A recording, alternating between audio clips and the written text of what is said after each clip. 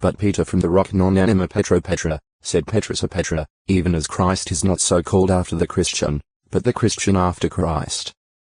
For the reason why the Lord says, on this rock I will build my church, is that Peter had said, Thou art the Christ, the Son of the living God. On this rock, which thou hast confessed, says he, I will build my church.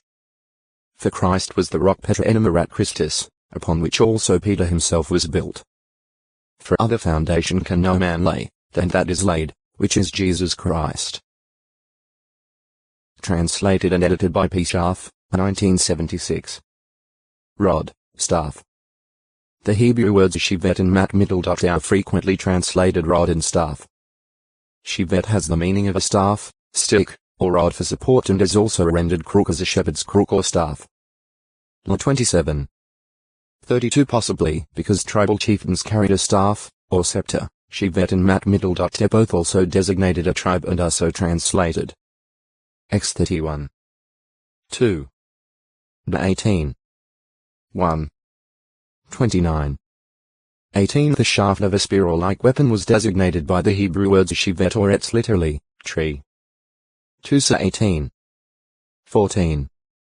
21. 19. Another term, mak middle. Kel, is rendered staff and stave ge 30. 37. 1 17. 43, and mish middle. Eneth is translated staff or support. JG 6. 21. 2 Chi 18.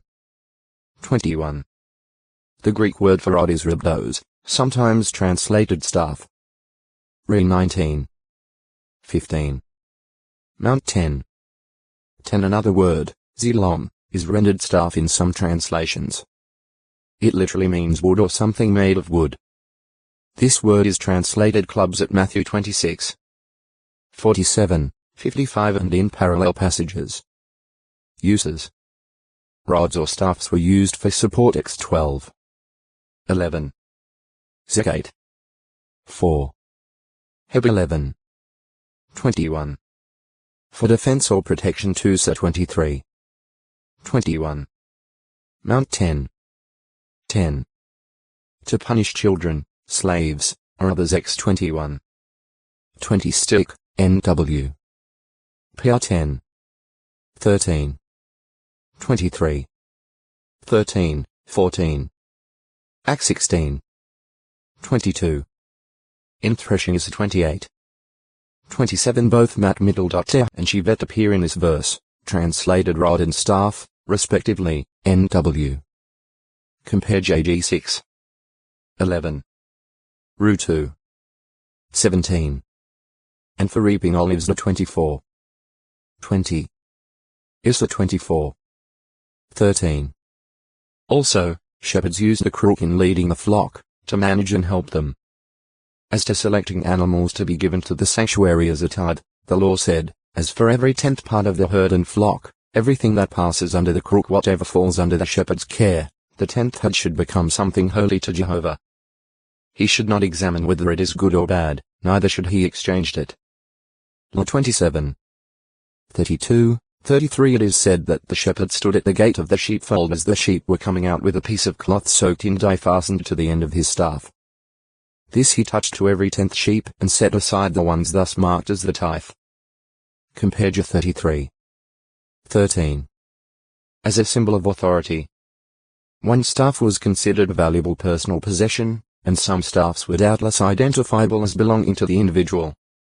Judah gave Tamar his staff and his signet ring as security until he should send her a kid of the goats in payment for his relations with her. GE 38. 18. 25 Chieftains carried a rod as a symbol of authority. Therefore the Bible often uses the rod to symbolize the authority one has or the authority vested in him by another. Moses' rod became a symbol of his authority and commission from God when he appeared before the older men of Israel, also when he appeared before Pharaoh and the magic-practicing priests of Egypt. X 4. 17, 29-31. 7. 9-12 In the latter case the rod is said to be Aaron's, but it was evidently Moses' rod used by Aaron as Moses' spokesman, as a comparison of Exodus 7. 15, 17 indicates. After this, Moses' rod was used many times as a symbol that he was appointed and backed up by Jehovah with authority as the nation's o textoi acute miritra longo rod, staff 818 flock with his staff, but with an iron rod. Re 2. 27.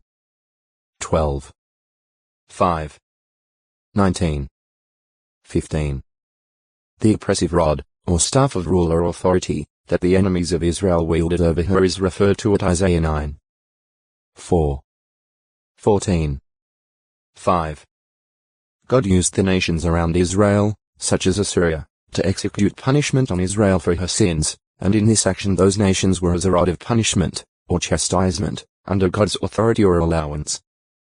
Yet these nations acted, not out of love for Jehovah or hate for the sins of Israel, but out of animosity toward both God and Israel, and they went beyond their commission and enjoyed heaping additional afflictions upon Israel. Besides that, these powers, especially Assyria and Babylon, lifted themselves up in haughtiness against Jehovah God himself. God said of Assyria by means of